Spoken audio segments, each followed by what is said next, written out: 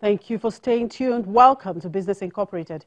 I'm Chimezie Obi Iwago. On the show today, more protests in South Africa over dwindling economy ahead of general elections. And Tanzania signs $1.7 billion financing deal with World Bank. Plus, Egypt imposes duties of 15% on iron billets and 25% on steel rebar.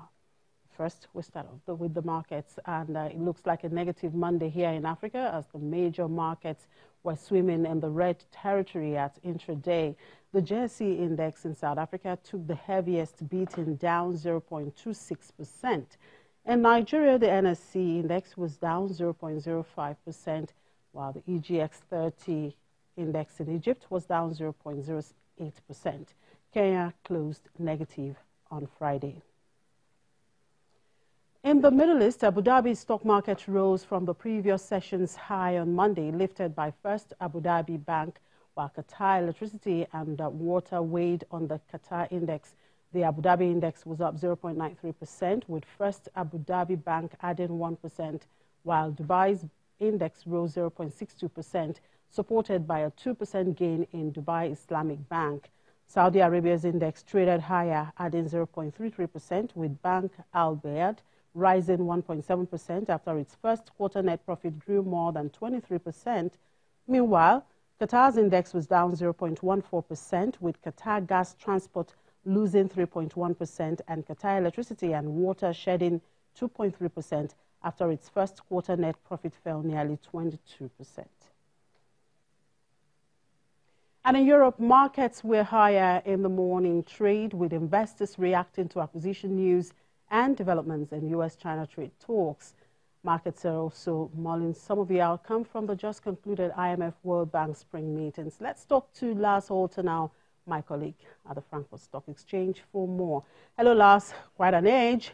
Good to see you again. Good afternoon. Hi there. Good afternoon. Good talking to you. Sure. What do you think the takeaway are for the markets from the just concluded World Bank IMF spring meetings in Washington?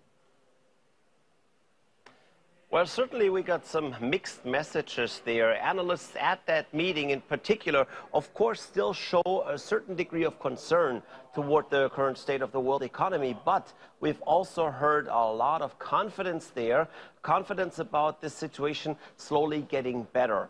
And there's 2 points specifically that analysts here at the meeting pointed out that they see as very positive signs. One is central banks internationally slowly shifting away from a tight monetary policy.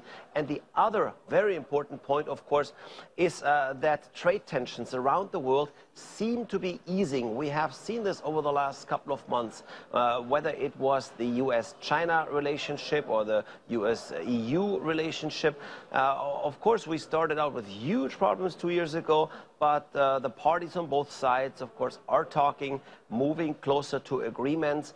And that means some of the trade wars we have been seeing might not be hitting us as hard as you would have thought. Of course, very interesting, too, if you listen around at that meeting. By no means do the analysts want to say everything is all right now, everything is at ease, because we still have a lot of uncertainties. And of course, the biggest uncertainty for the global market is still US President Donald Trump, because people have the feeling, and markets in particular have the feeling, that they cannot rely on the US president in terms of what his trade policy will develop into. Now, is the messy Brexit hitting the home already, as Jaguar Land Rover reports nearly 6% sales decline in 2019, with plans to shut down some plants? Well, we have 2 problems here. Of course, Brexit is a big problem for all British companies, and particularly, of course, for Jaguar and Land Rover. But at the same time, their recent loss here now, those weak quarterly results, that stems mostly from weakness on the Chinese market. And for many of the automakers, the Chinese market over the last couple of years has been the biggest growth market. Now, with that slowing down, of course, the bottom line is taking a hit. And of course, That means companies have to cut costs. So that's where this in particular is coming from, with a couple of thousand jobs being cut and possibly, of course, some plants closing. But of course, Jaguar Land Rover has always said that in case of a Brexit, they will leave Britain, or they might, they said, leave Britain. And of course, we just have seen a Brexit extension. We are now talking anywhere between May or June or possibly even October. But it very much still seems that Brexit is going to happen. And then, of course, we will have to see if Land Rover Jaguar will actually leave the island and what other companies are doing. But it's definitely going to be a possibility for many to leave. And talking money and sports, golf champion Tiger is out of the woods with the weekend's Masters win. So who's placing what money is on Tiger Woods? Well, whose money is on Tiger Woods? Of course, Nike, more than anybody's. Nike, the American sports giant, has always stood with Tiger Woods over the last couple of years. His darkest times, and of course, they were also there with him in his moment of triumph now yesterday, celebrating, as a matter of fact, only minutes after Tiger Woods won the Masters. Nike already had an ad up on social media congratulating him. And of course, if you followed the tournament or so, the Nike swoosh was everywhere, on his hat, on his shirt, on his shoes.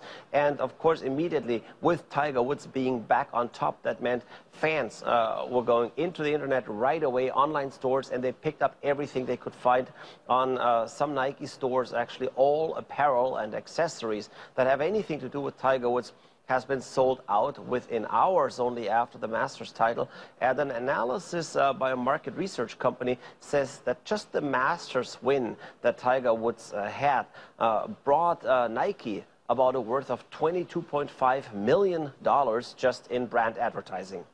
Well, it looks like Adidas has lost out on this deal. Thank you for your time, Lars, and enjoy the rest of the day.